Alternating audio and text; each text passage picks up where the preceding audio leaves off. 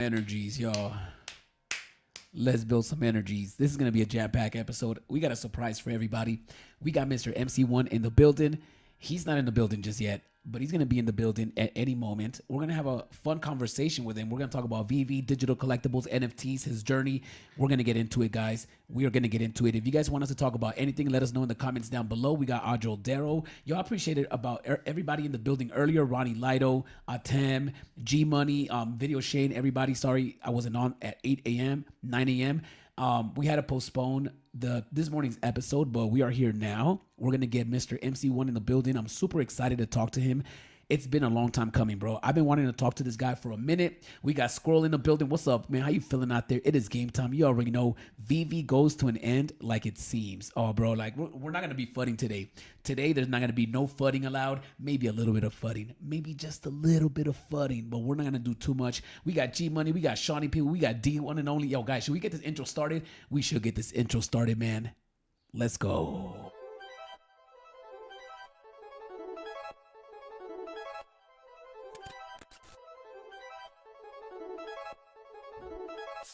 China, Brazil, India, Spain, Thailand, USA, USSR, Japan, Japan.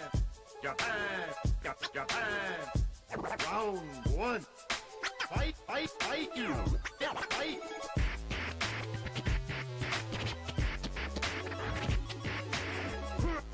Maybe a little bit. Round two.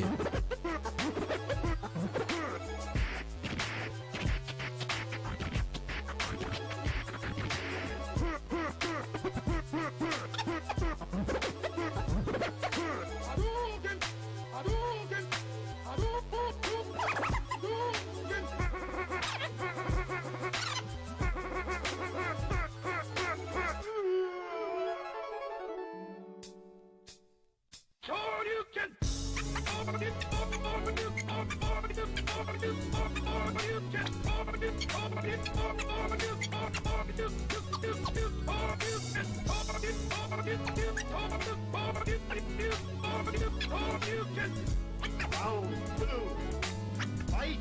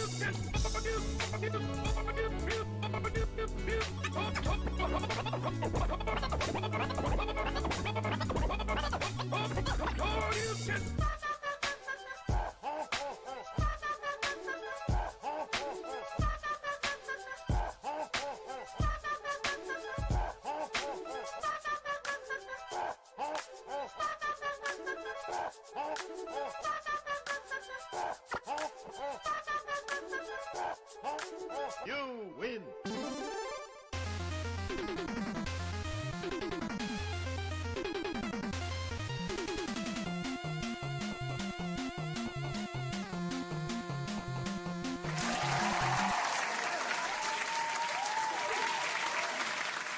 Yo, why do I have a stain right there? Why do I need a new t-shirt, y'all? Make some noise. I need a new t-shirt, y'all. Make some noise. Come on, stop playing.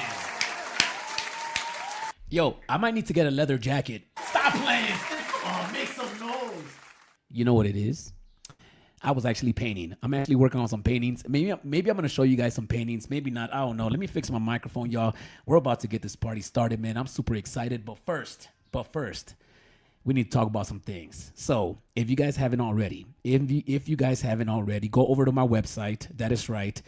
And visit the events tab, because we have an after party going down in November in Las Vegas. If you guys, this is the biggest VeVe meetup in the West Coast. I'm sorry, Los Angeles, even though I'm from LA. I'm sorry, LA. I'm sorry, San Francisco, San Jose, San Diego, Comic-Con. Bro, Decon Kid Arcade After Party in Las Vegas. Go over to the website, man. RSVP, because if you RSVP, something special might come about. Also, we just dropped it this morning, y'all. There's a new piece on Drip. There's a new piece on Drip. So if you haven't gotten it yet, and I don't think nobody's gotten it yet, well, you guys are dirty. Go ahead and go on Drip House and get your new Kid Arcade drop. I just dropped it this morning. The Velvet Neon Collection, number 65 of 999. So go ahead and get your number 65, man. But you know what? I don't want to bore you guys with this stuff, man. Let's get into it, man. Let's get into it. We're gonna get into it. We're gonna get into it quick, fast, and easy. We got somebody special in the building, bro. I'm excited to talk to this dude because, one, ever since I've been around in the space, this guy has always provided value. And it's rare when you see people provide value, especially when it doesn't benefit them directly, you know, especially when you don't make nothing on the spot. And that's all I'm going to say until I get him on here, because I'm going to give him his flowers. But I need everybody to make some noise for the one, the only, Mr. MC1. We're going to get spicy, y'all. Come on, bring it on. Hey! Wow. Yo, what is that? Is that a green screen background, or is that your house for real? That is my house. Yo, you need a bigger TV. I'm not gonna lie to you. What's up, man? How you feeling, Mr. MC? I'm feeling good. Thank you very much. I'm honored to be here, brother. I've wanted to be on your channel for a very long time. I'm a huge fan of yours. You know, here's why. You know, I kind of knew a little bit about you, but when you came to my party in Decon, you said, "Can I paint?" And I was like, "Yeah, you can paint, yeah." Brother, you came there fully equipped. Your painting was just so much of fun. And you were having such a blast. And then you were like, "Can I sell it?" And I'm like, "Yeah, of course." And that's when I knew, we had a real superstar in the house, man. Superstar in the house. But listen, I'm a huge fan of your talents. I've seen your work. I have not attended one of your parties, but I've seen all the photographs and the videos and stuff. So I am looking forward to, I haven't made plans for Decon for sure as yet, but I would love to, be there and attend your party for sure. And then, obviously a massive fan of yours, Kid Arcade. So really appreciate what you do. By the way, you and I go at each other too every once in a while. So I love that too, Yeah. It's fun. It's content. It's content. You have to. No, it's not just content. Like for me, it's if you talk to people and you agree on everything, you're not really learning anything and you're not really growing as well. So it's good to be around people who, disagree too. And I appreciate that, man. Much appreciated there as well. So I appreciate you. I appreciate you. And it's dope that you came came on. on. Go at it today too. If seriously, you can ask me anything. And if we Okay, go at I will. Let's do it. Yes. Hey, all right. So I got a bunch of questions from people, so I'm gonna pull them up on the screen in a minute. But before we get into that, we were gonna do a trivia show, but we're gonna skip that, man. I want to know a little bit about you, just a little bit, before we get too deep into the convo. Let's rewind and let's get our heads out of the collecting space. Yeah. And let's go into a little bit of a personal vibe, right? Like, where are you from? I want to know where you're from and what was your childhood like? Yeah. Great question, man. So I'm originally from India. My dad was an army officer, and he was in the tank regiments. So my dad, and he commanded a tank regiment, and we were born rather, he had kids rather later, so he was already 30s. In his 30s when he had kids. And that's late for India, by the way. But anyway, so my dad was commander of a tank regiment, served in the army for almost 30 years, and I grew up on military bases, and these are all tank bases. So tank bases are, not in like really nice interior places or whatever. They're all on the border. So I grew up around a lot of soldiers. My friends' dads were all soldiers. My dad was a soldier. And, all the kids, we all grew up together. We used to go in military, buses to schools, quite far away if you want to go to good school. And so that's how I grew up, man. My mom stayed at home for the most part, and then she became a teacher once we were a little older. And my younger brother and I, probably the closest, not much age difference between us. So yeah, so that's how I grew up, man. And we didn't have, in India at least, soldiers don't make that. Now they do, but earlier they never used to make much money. So we lived in a government house. So every city we went to, we got a small 2-bedroom or a 3-bedroom house. Sometimes it was not even proper roofing because these are military bases, right? Like they're just built, they're not some kind of major construction or something like that. But yeah, grew up like that. So your dad was Indian military? Indian military. Yeah, Indian military, yes. Oh, okay. And your mom and dad are Indian? Yes. Okay. Sorry. I just want to clarify. So I grew up around, some pretty brave soldiers and, with a lot of pride and that kind of stuff. And so that was that, man. And then, we used to, food for us was military rations. They give rations. So, yeah, I mean, that's how every army officer has a quota of, rations that you get, vegetables, this, that, and the other. So I would go on a scooter or motorcycle or whatever it is with my dad, and we'd go pick up, the stuff and come back. And then, my mode of transportation was a bicycle, not because of anything else, but, that's all we could afford. My dad could afford a scooter, and my mom didn't know how to drive. So, it was my mom and dad on the scooter, we'd be on a bicycle. But we did have army jeeps and stuff like that. Like my dad is a commanding officer at army jeeps.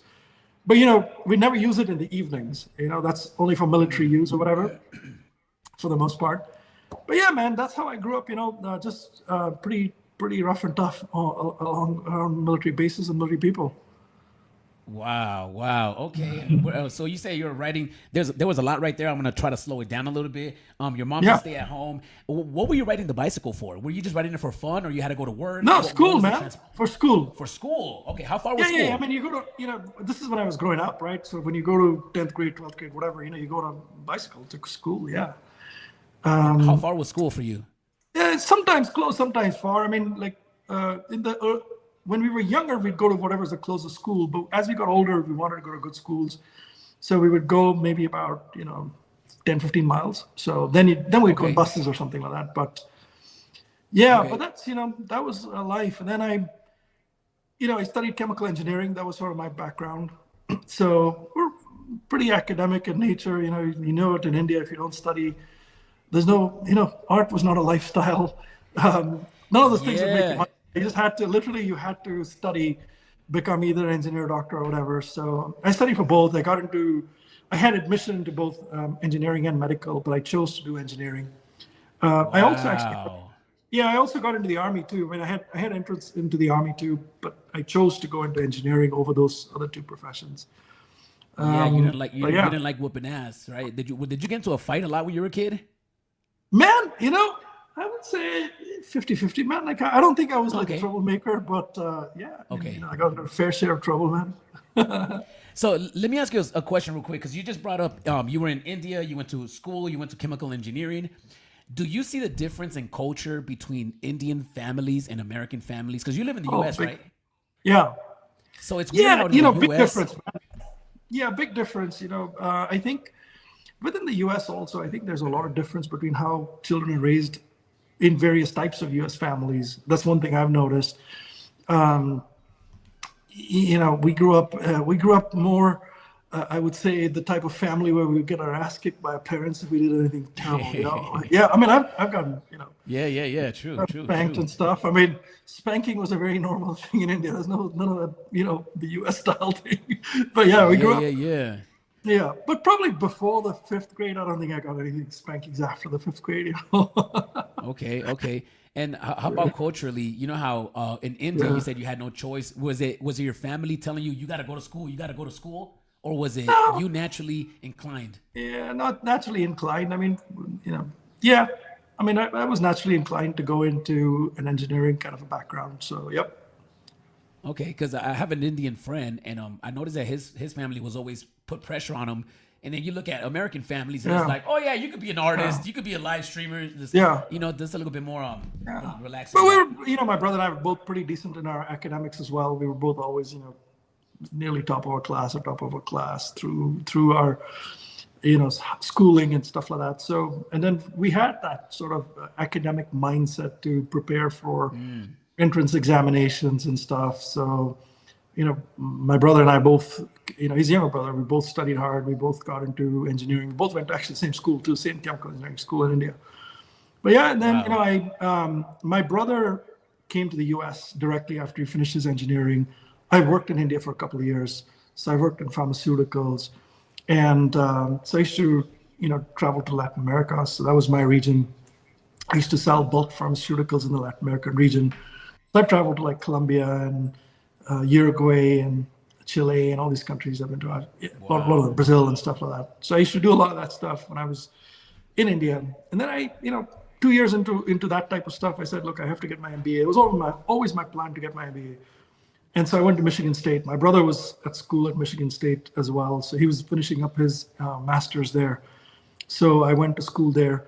And that was a tough, kind of a situation for me. Because, if you don't have money in India as much, you're fine. Because, it's not very expensive. You live at home and everything's fine. But going to school at Michigan State, they sent me a letter saying, congratulations, you admitted. But you got to have $23,000. I'm like, wow, okay. How am I going to get $23,000? In India, that's like that's like 4 years, 5 years of money for my dad, But anyway, so we put his house on collateral. So my parents' house was on collateral. And the bank said, okay, here, take $12,000. And this is for your first year. So I go to Michigan State. Yeah, I go to Michigan State. And my first day on campus, they say, your tuition is $6,500. Okay, well, shit, I'm left with $5,500. Then I go to class and they say, you need a computer. And this is in 97. So you buy those, big Toshiba computers, they're like $1,500 or something. So I'm like, okay, I've got like $4,000 left. Now. What do I do now? Right? Then in my class, they say, you got to buy all these books. And there's not, there's all the materials, all physical textbooks. So I go and spend another $500-600. Now I got like $2,000, $2,500 in the bank account. I'm like, I got to live for a whole freaking year on this, including my next semester. So I started, it's the first time I knew what poverty was, man. And so I had a roommate. I shared a small, tiny apartment on campus, 2-bedroom. Yeah. It was like $500, and my share of the rent was like $250. And I would just go to the grocery store and, buy like literally eggs and bread and shit like that, and eat just like very simple food. And I didn't have a job. And I was like, okay, now what do I do? So I went and I applied for a job at the on campus, the football building.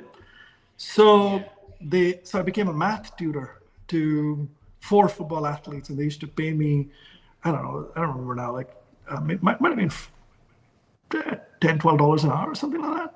Yeah. Wow, okay. I don't remember exactly, but not a whole lot of money. But at least I had some income augmentation. And then in my second semester, I became a chemistry TA.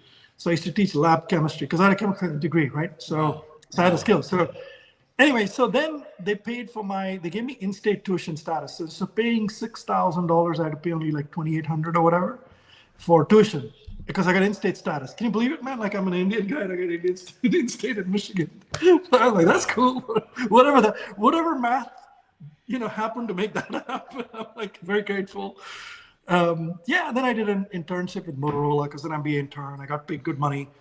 And then I graduated without any loans or anything like that. I paid everything off. So I came out, I was all clear. And I started as a consultant man at Deloitte and built my career from there. I'm gonna rewind it a little bit. You say you paid $250 in rent. Yes. Were you ever late, or did you ever not pay him? Like, yo, I don't have it. I'll have it next week. No, were you ever late? I had the money because it came in one big chunk. But I also had my younger brother on campus. So my younger brother was an engineer, so engineering student. So he had a full scholarship, and so he had good money. So it was like, okay. I mean, I had a fallback. Okay, so he was able to buy you food and stuff like that. Yeah. So it wasn't easy, man. I tell you. Good. No. It wasn't easy. It wasn't.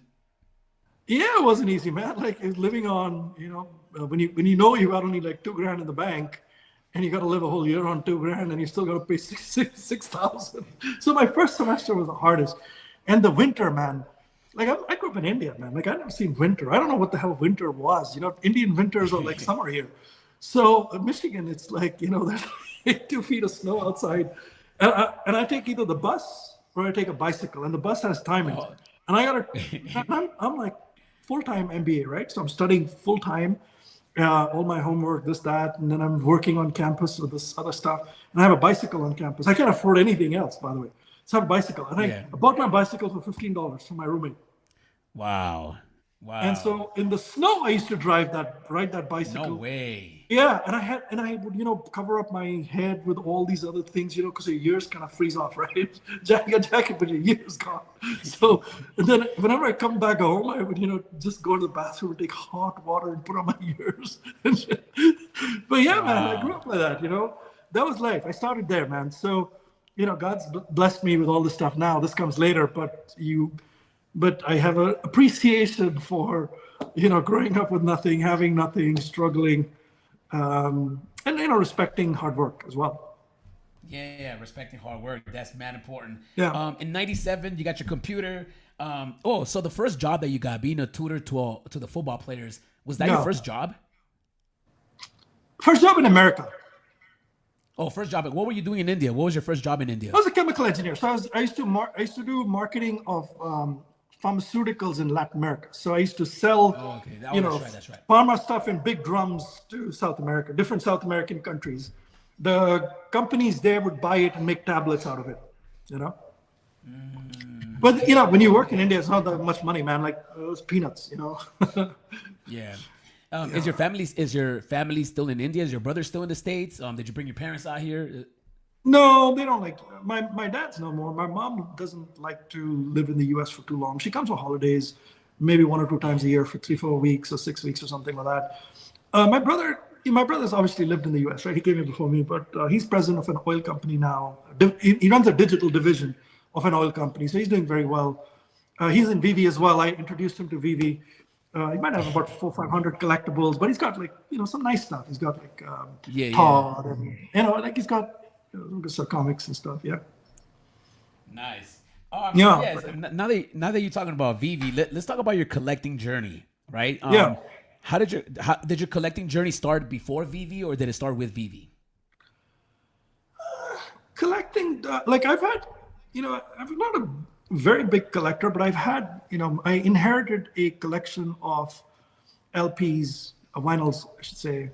My grandmother's brother was a diplomat, so he was probably the best, the guy who did the best in our family, and so he lived all over the world. He'd bought, in the 60s and 70s and whatever. He had vinyls, so I inherited those from him.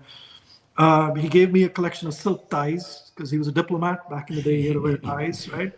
So I got a lot of those things. I got his suits. Those suits are all gone now. So I should have preserved them better.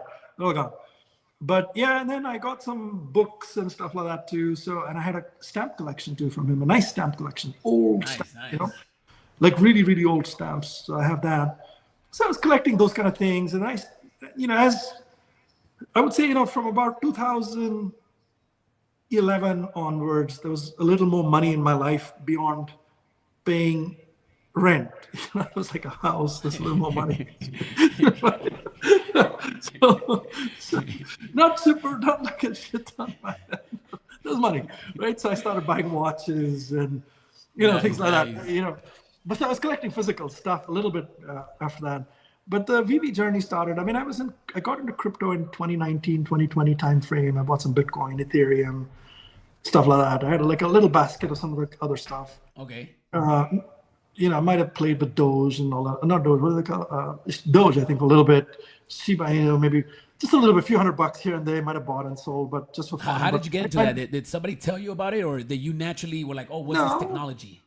No technology. I mean, I've worked at Amazon and shit, man. Yeah. So, I was in 2015, I was at Visa in 2011 to 2015. My friend called me and said, in 2011, he said, listen, you should buy this Bitcoin and this time. I thought he's crazy, man. Why am I doing this bullshit?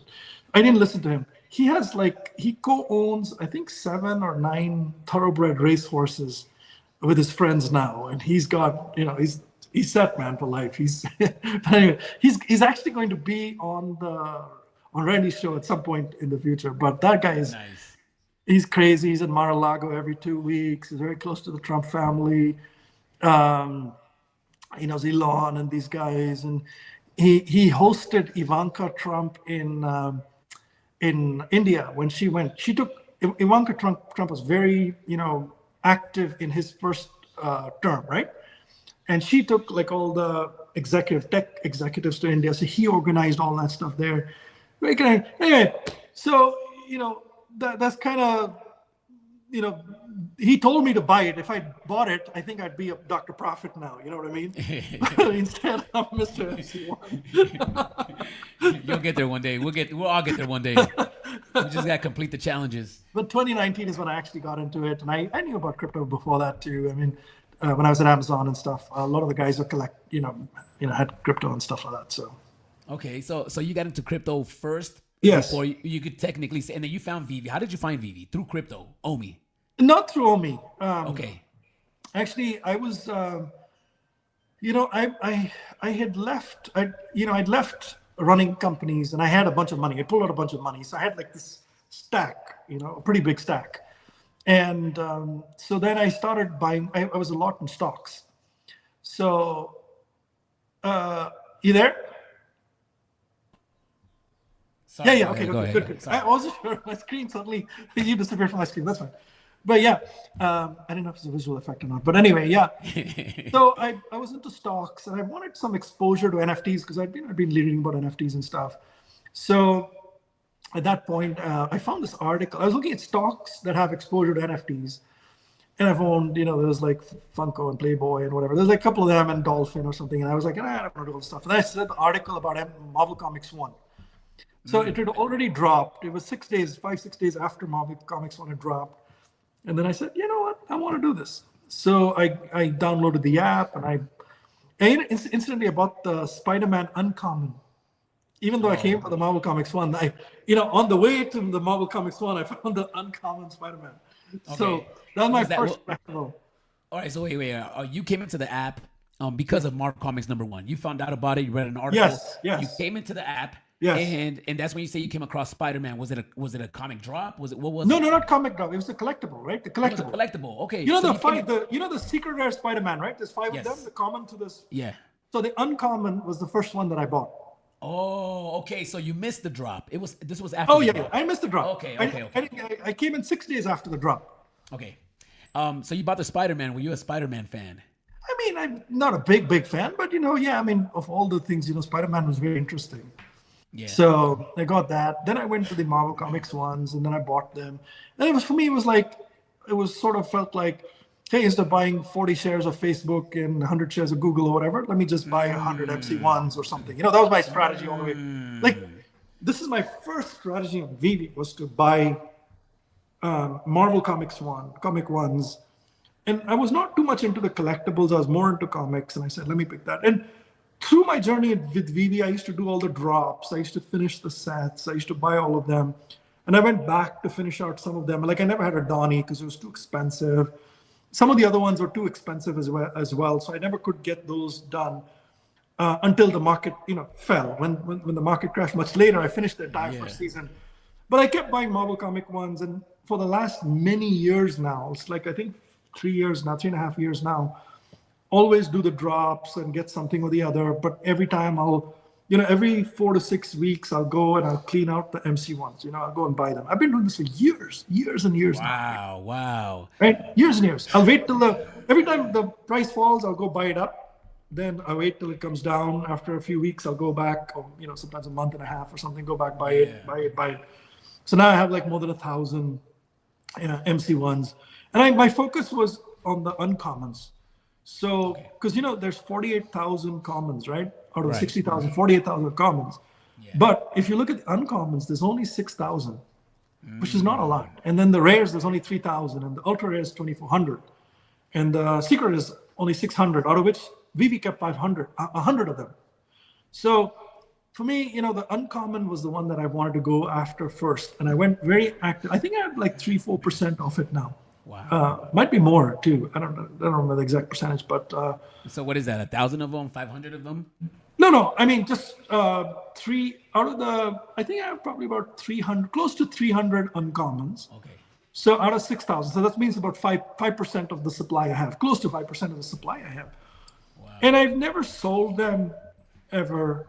I've gifted them. So I've gifted my brother some in the community. I probably gave 8 or 9 of them, or maybe 10 of them. Never this, like I had only 2 secret rares. Now I have 7, but I bought them when the market fell. But it's been, this is one of those things where when you have a belief, you have a belief.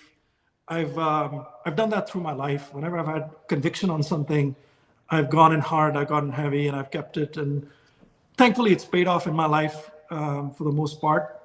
Whether it was Visa, whether it was Amazon, whether it was Tesla, whether it was Palantir, whatever it is. I've when I have a vision of something, I go in early and hard, and then I just kind of sit and write it. And I have a lot of patience, man. I have lots and lots of patience. So I'm in no hurry. Like even for me, my MC1 is like a 10, 15, 20 year kind of a thing.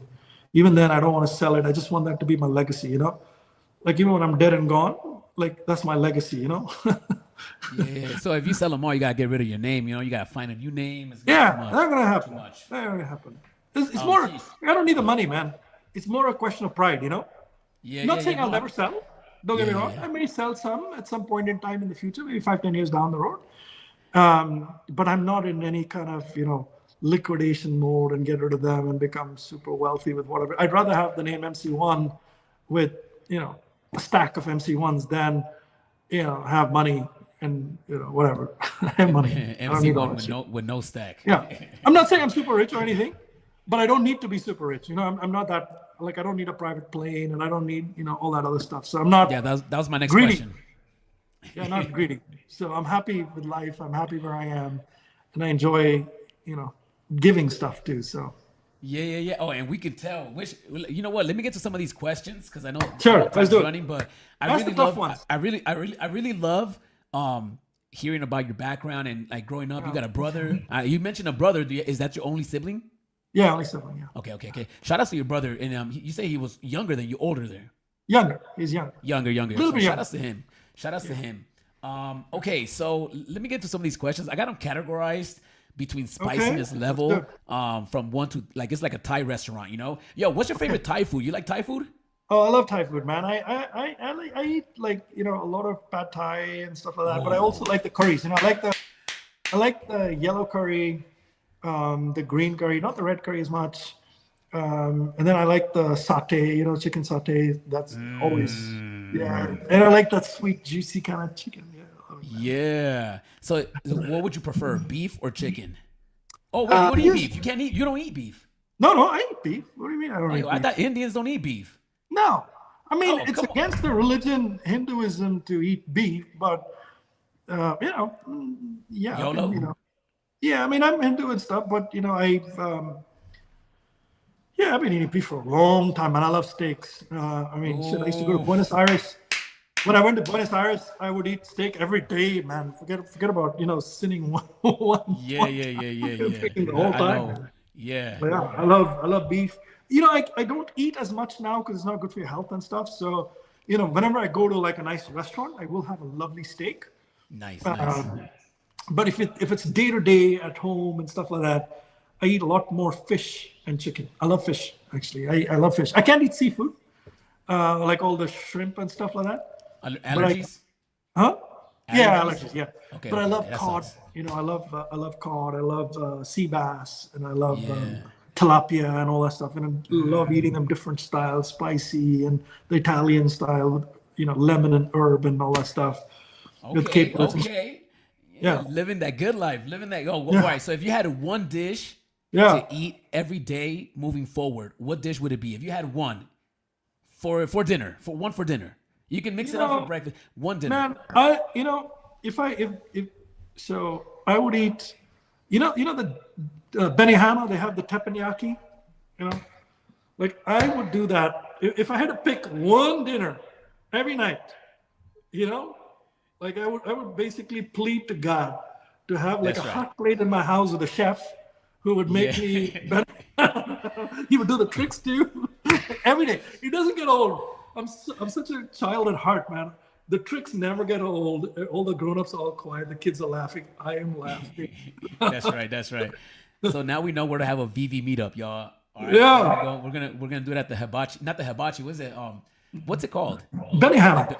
Benihanas, that's right. The Yeah. and they do Yeah, the- yeah, yeah, I love it.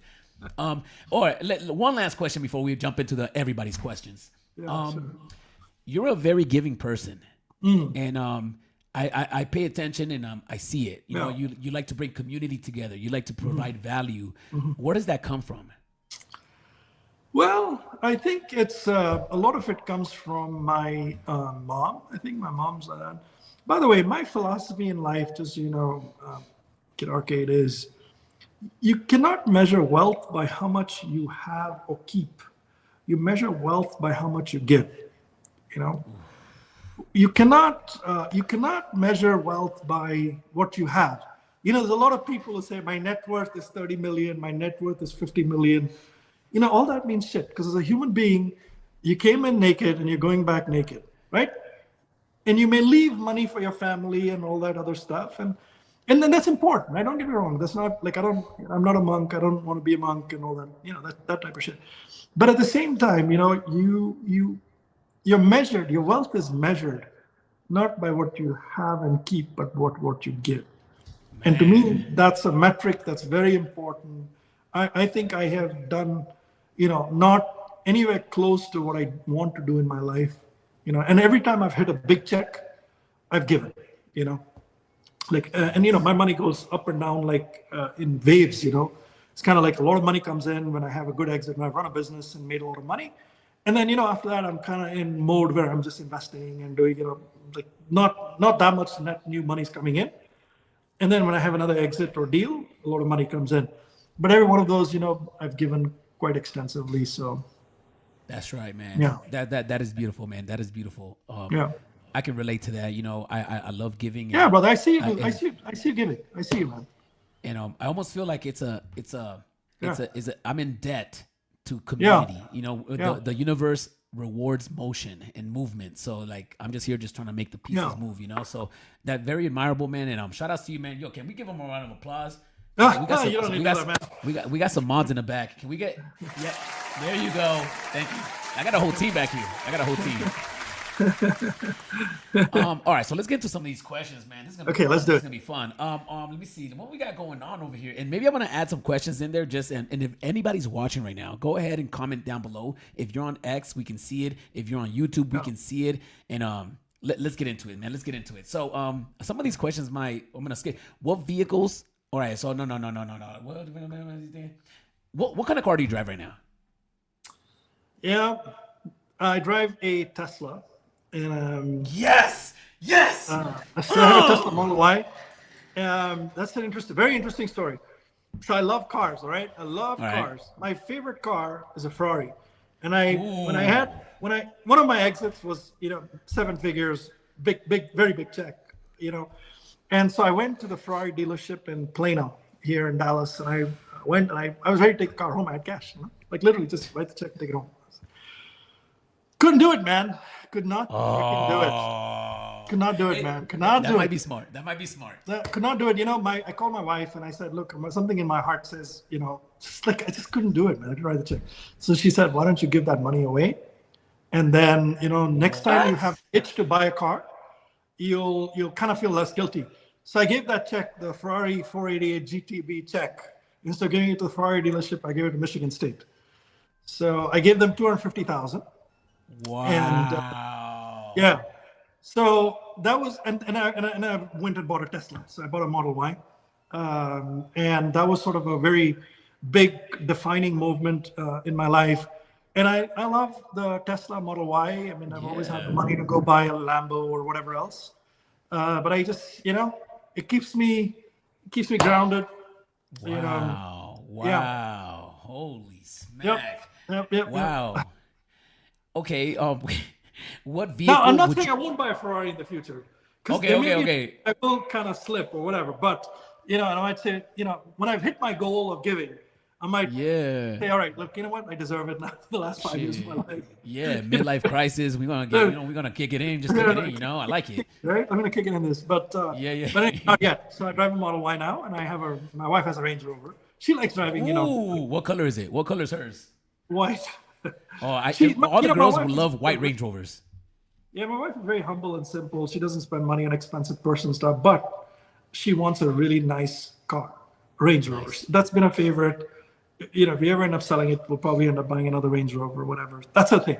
It's her thing. Yeah. Shout outs to her. Shout outs to wifey. Yeah, she's cool. What vehicle would you want to drop next on the app? I want a Formula One car. Oh, What the hell? Okay.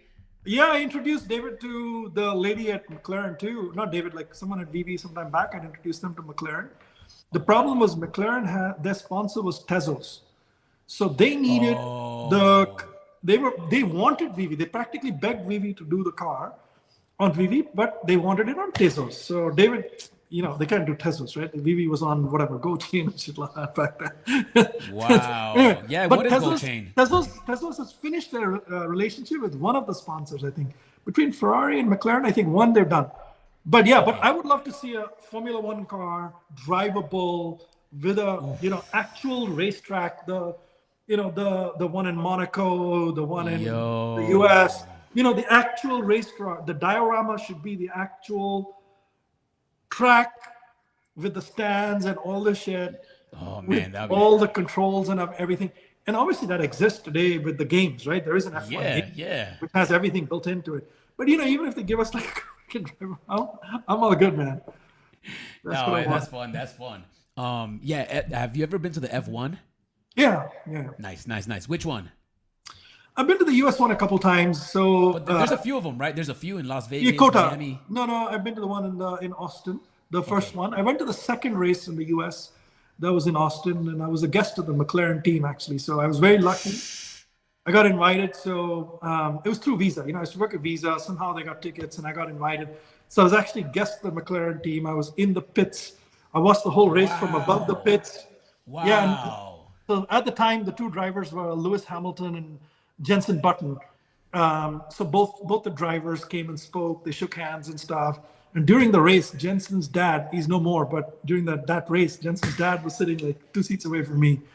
Wow. But yeah, that was quite the experience.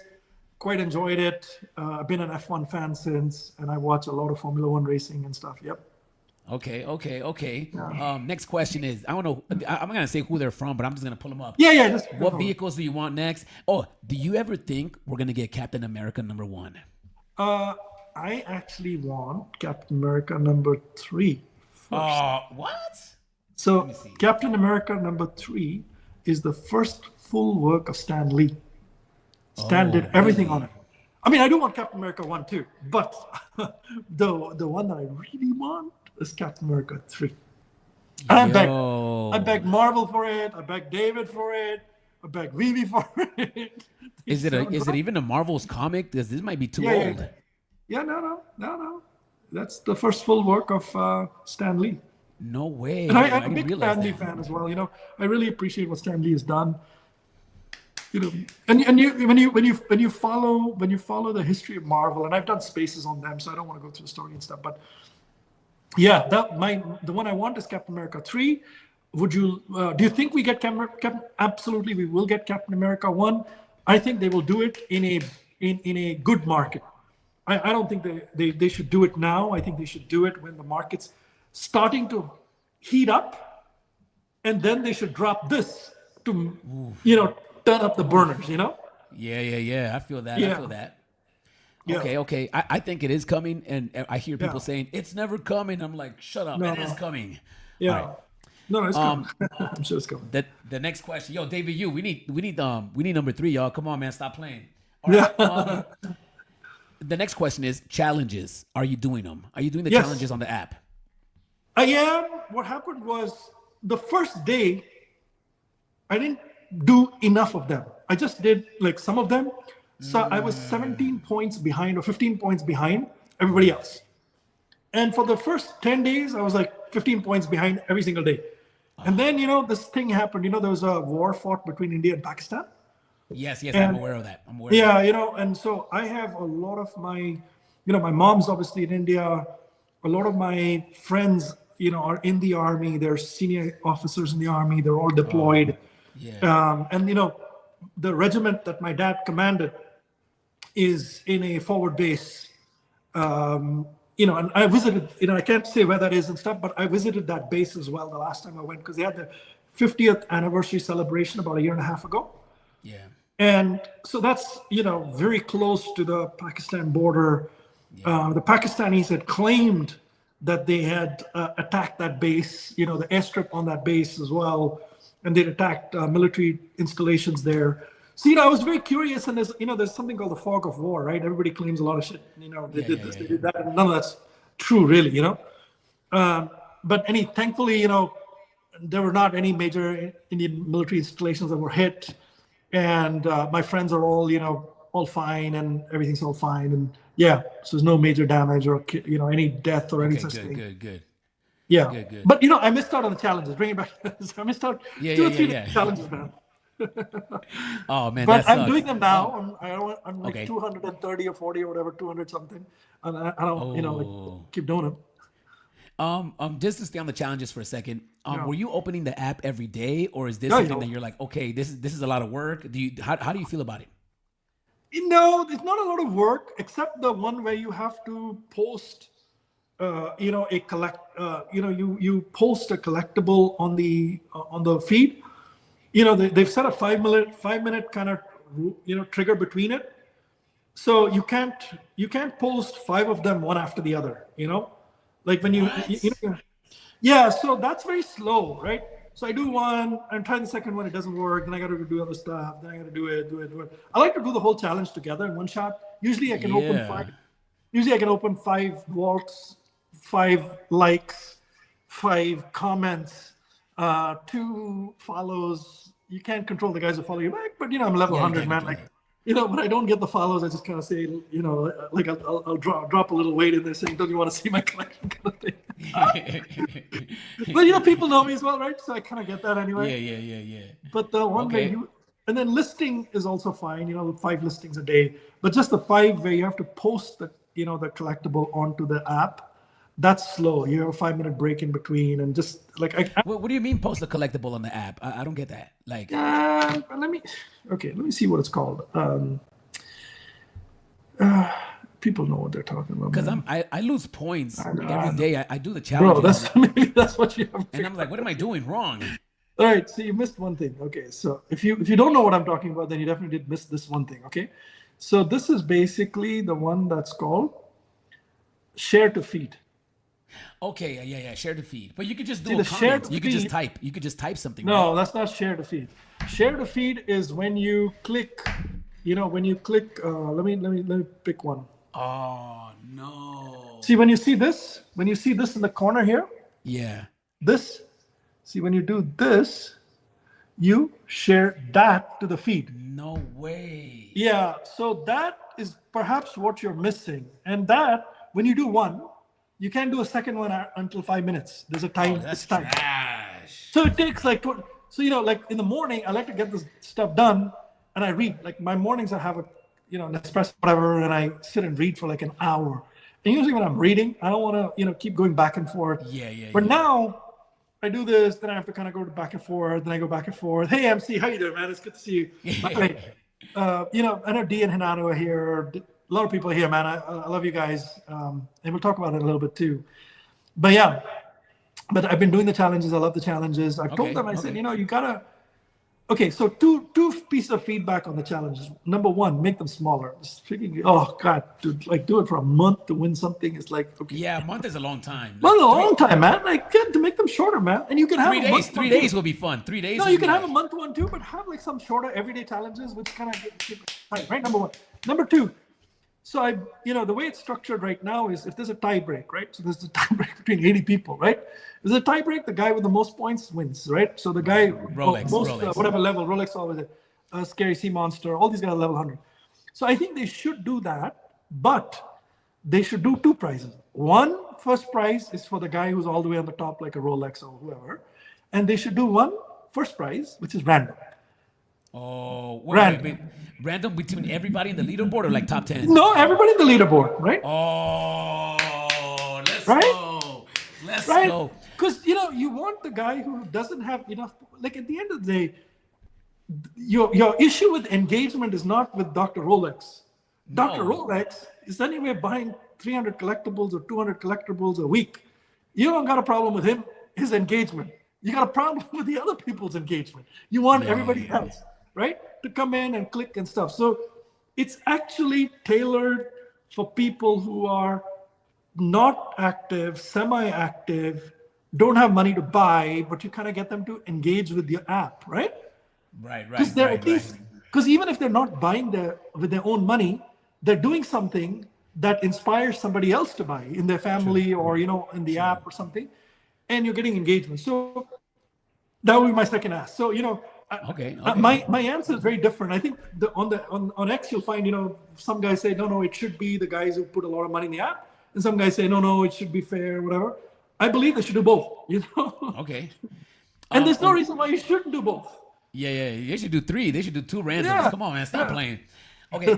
Do you think that the prize or the collectible is going to be a new collectible that they create for this, or it should be one of them back catalog collectibles? I don't have a point of view on it because I'm lazy. All right. I'm 200 now. I think I might have had a stronger point of view if I was winning. It should be gold with diamonds. Very special. One-on-one. You got the diamond logo though. I saw that, the black pink. Yes. Make some noise. Yo, come on, stop. Yo, you're not playing, man. Don't flex on us. Don't tell us about your Ferrari purchases. Don't talk Tesla purchases.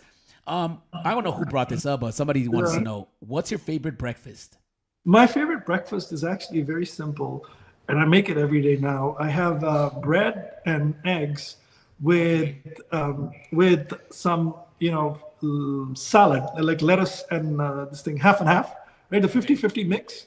So I put some leaves on the side. A quarter of my plate is always the leaves with a little bit of salad dressing. Okay. Sometimes not even salad dressing, just the leaves with good. scrambled eggs and bread. And every once in a while, if there's some dinner left, what I'll do is I'll take a small portion of my dinner, whatever it is, and mix it into the egg and have it. So that gives it a little zing, Okay, a little zing. Okay. Yeah. Otherwise, I go with Tabasco or, Ooh, that's right. Chile Verde or whatever, one of the sauces, man. You like that spicy food? Oh yeah, Indian people love spice. I mean, not super spicy. I wouldn't, like when I go to a Thai restaurant, I won't eat 10 or 9 or something. I'll do like a 6 or 7. That's hot, bro. Chill. 6 or 7 is hot. 6 or 7, yeah. Damn. Okay. What type of car we got through that one? Okay. X-Men or Avengers? More of a, I would say X-Men. X-Men. Yeah. Batman or Superman? I would say Batman because I've got I don't know if you know, but I have quite the Batman collection. I have I think 45 or 47 of the first 100 statues, right? The Batman black and white physical statues. Oh, chill. Yeah. I mean, I have a big collection of them. They're all over my room there. I have a whole rack just of Batman black and whites. Wow. I've slowed down now because, I just don't want to, I think 100 would be a bit much in my house right now. Yeah. But at some time I will finish that collection. And then I have the 3 Todds and, the Blue Todd, the Killer Croc. So yeah, I do like the Kenneth Rockaport Superman as well. I want that. It was too expensive. Whoever's selling it was too expensive. I've stopped looking for it. I probably should look for it too. I love it. It's in the app. The Superman in the app. Yeah. Is Kenneth Rockaport one. I love that one. It's a beautiful. So you're talking about physical one? Yeah, I want the physical. I have the digital one. Right? We all have it, right? It's on the app. Yeah. Not me. But yeah. I know what you're talking about. I know what you're talking about. I don't think it's very expensive now. All those are cheap now. I think everything's cheap. Is Randy's channel really worth $250K? And can you break it down for us? Yes, Please. I can. Yes, I can. Okay, so I'm a VC. I buy in. I'm in the business of buying and investing in companies. Okay. So the way and bigger companies too. So the way you value a company is based on the profit that you make. All right. So typically a data company, like I've been involved in a lot of data company purchases, it's about 14 to 21 times earnings, right? The profit that you make. Now, when you go to a company that's not like a high growth company, like one of the old school companies, bigger, growing 4 or 5%, whatever. In those cases, it's about 6 times to 7 times, maybe 8 times profit, right? So the problem with the YouTube is, on a YouTube, it's always about, the guy who's doing the YouTube. Right. So, and you never know what could happen to that one individual. The risk level is very high, right? So you typically would value a YouTube based on 2 times or 3 times the money that they bring in, right?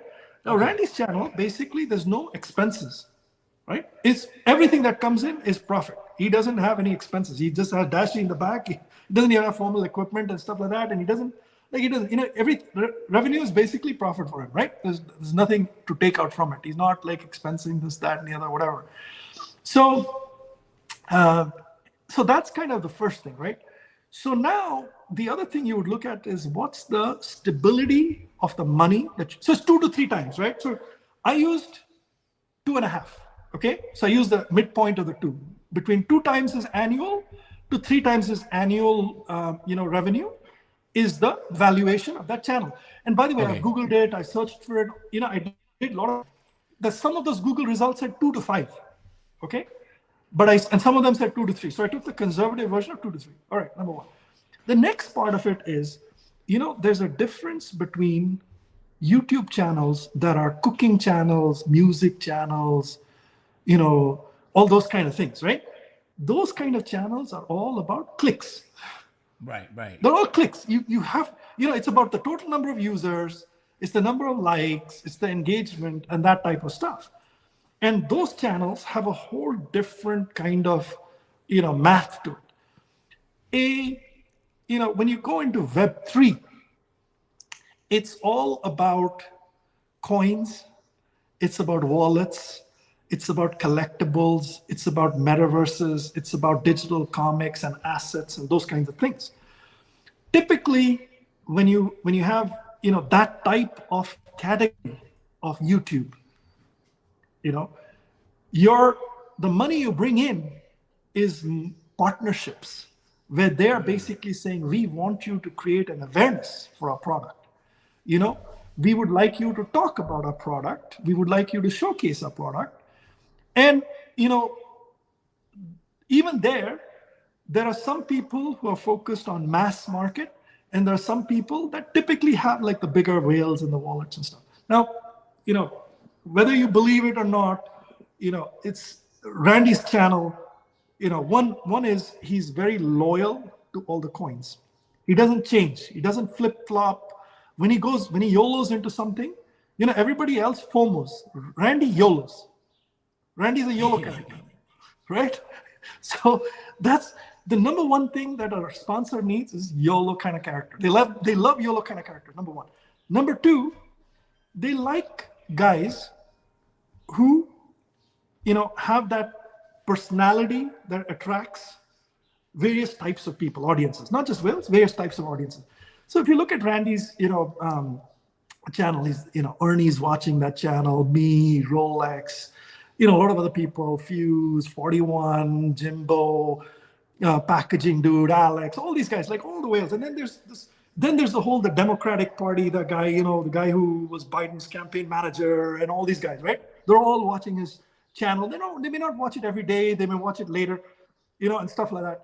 But he's got all these. Then there's Dr. Farouk Al-Rashid. The guy's talking to Al Khan all the time. He's talking to Jeremy Padawar. He's connected to all these people, And that's, his network is a good network.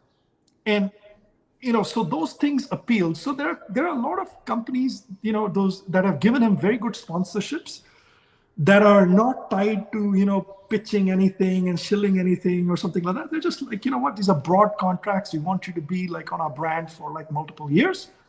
And so, and they say, some of them would, give him whatever. I don't want to go into his personal business, right? It's not appropriate. No.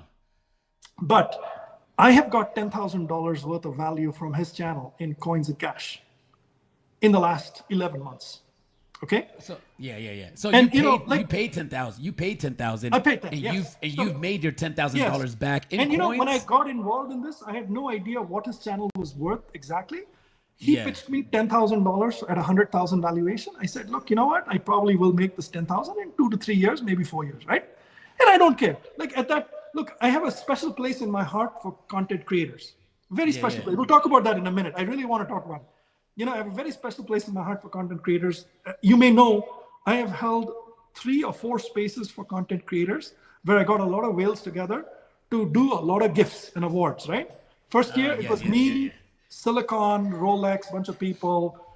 Then it was me, Rolex, 41, Tony, all these guys, we did that stuff together. Then it was me and David did one thing together, with gold logos, and we gave, I think, 5. I gave 1 from my pocket. So 1 I bought and gave, right? Wow. I know. I remember that.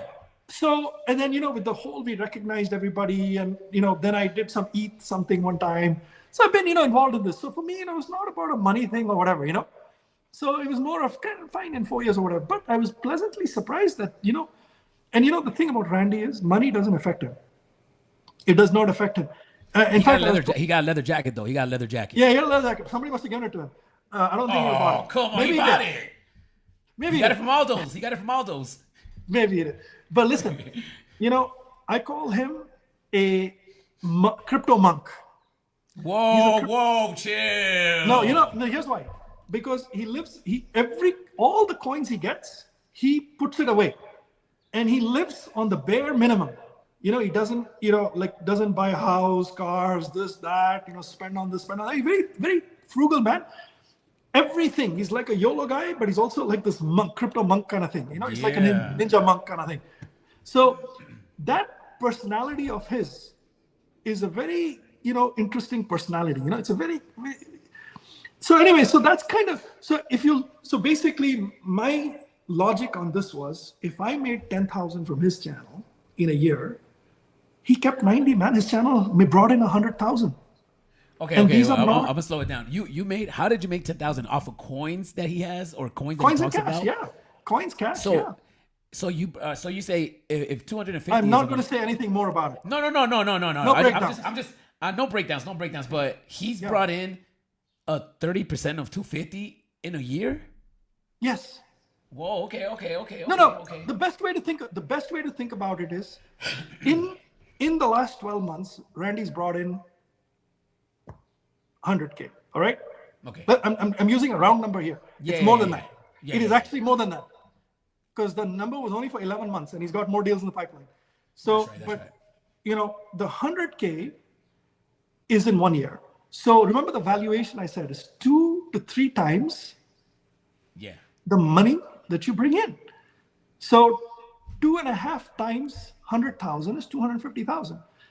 So now the reality is, if Randy ever sells the full channel, there is no channel, because the whole channel is Randy. So he can never take 250 for it.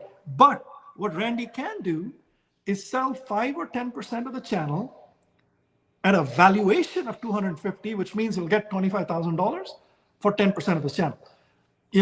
And it's my belief that that's the valuation. That's the correct valuation, right?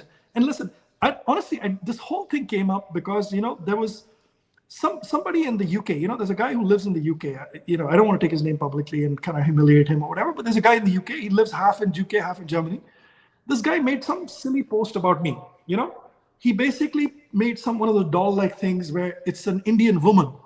So he wrote my name, my real name, not even like the MC1 name, put my real name out there, which is bad form. Like if you're tagging me as Mr. MC1, why would you put my real name there, man? Even though I'm doxxed and stuff. But anyway, leave that aside. Yeah. He has this picture of this, traditional Indian woman, Indian face, and he says, that's me. And then he says, Randy's sugar daddy. And then he basically had like some accessories, which are all ethnic. So this is like a real, like a racist MF. Yeah. It's a racist MF. And what triggered me, and by the way, I didn't even see it, right? So there were a bunch of Indian guys in the Gold Logo group, and some other people too, who really took offense to it. They told me, I said, I haven't seen it, but then they showed it to me. So I was like, you know what? If somebody, calls a black person the N-word, there's a big space with block and props and everybody, and they literally rake the guy over the coals for 8 hours, and we've been there, right? And I'm Indian. And now I have like some Indian people who are complaining that they don't like this, this ethnic kind of slur from this guy. And he claims it's not, whatever. Oh, it's not, whatever, racist or whatever. Dude, like that is so fucking racist, Sorry for swear word there. But anyway, that triggered me, that post of Randy Sugar Daddy, and I said, I'm going to set the record straight on what the hell Randy actually is. I'm not Randy's sugar daddy. Randy brings in a freaking 100K, and he's built that channel ground up, and he's built every one of those partnerships, and they pay him. And by the way, I showed the proof of it to Dr. Rolex. Dr. Rolex has actually seen a single transaction from one sponsor for close to $2,000, okay? In just one period, not even for the year, for one period, right? To me, not to me. To me. So I just needed, and whether the channel's worth 250 or 150, the channel's worth more than what he brings in a year, okay? No matter who even like if a dumbass does that valuation, you'll basically say, is like, why would you not put money in something that you get your money back in 1 year, right? Yeah. So and honestly, I don't even care what the valuation anybody thinks of, because channel is not for sale. We're not selling it. If it was for sale, would you pay 250 today? Yeah, I mean, not 250. Well, if I buy the whole channel, then Randy's an employee. Then his motivation is less. But I would buy 10% more of his channel at 25K. Ooh. Okay. I would. I mean, that's the worth of the channel. Now, obviously, I'd negotiate with Randy, but just so you know, Randy, as part of the deal, what Randy offered me was, he will not take any money in the channel. He will never dilute me without my approval. Now, I will never get in his way. If he wants to do anything, I will never get in his way. That's my love for Randy. I will let him do whatever he wants. But he has given me that thing. So what I've told Randy is, listen, you don't need an individual check from anyone. You should never take another check from anyone, any individual. The only check you need to take is from a company which can add value to your channel. It's a strategic investment in your channel. So if DC comes to him and says, look, Randy, we want a piece of your channel. We want you to promote, blah, blah, blah. If Figpin comes to him and says, Randy, we want to do this, or Omi or whatever, those you should do. And that's the valuation. It'll be companies who give you money, and that's what you do. And anyway, so, whether is it worth 250K? That's my personal valuation of that channel. I've given you the methodology of that channel, valuation for the channel. If you disagree, and first of all, all these guys, the haters, right? So a bunch of haters say, but he has only 9,000 subscribers, but he's not cooking. He's not looking for likes. This guy's a crypto guy, man, and he's doing comics and digital assets. They don't measure. It's not that. If you did a dance video or some shit like that, it clicks, man. When you're handling like something else, it's different. Is he a financial advisor? No, he's not a financial advisor. Is he kind of motivated? Bullshit. You know what? There's a billion people like that who do this thing, okay? Billion people who do it. So that's nothing to do with any other stuff. So anyway, all right. Let me pause there. That's right. Does it make sense though? Do you agree or do you not agree? Yeah. I mean, I don't know. I don't know. I have no idea. If you're getting that money in sponsorships, then the channel is worth that as long as the sponsors stick around, right? Yeah, I mean, these are deals. If the These are sponsors leave, yeah. But I have no idea. You can do. I think anyone here can do it. Like Dave does a lot of this crypto stuff, right? Dave can build a channel with a lot of money. I think Dave. I think the other guy that can make this money and more is O'Malley. O'Malley has all these partnerships and all Fanable, this, that. I think guys should pay him. I mean, the interesting thing is, if VeVe doesn't pay you, that's fine for now, because your audience came to you because of VeVe, but you can monetize that audience with the others, right? That's how it works. Yeah. It's kind of simple as that. Right. And then the sponsorships, just for me to get an understanding, they come in and they pay for you to talk about their product. I don't know all the deals. I don't look at his deals. Oh, okay, you don't know. I won't get into that either. So. All right. And I don't know the deal. Right.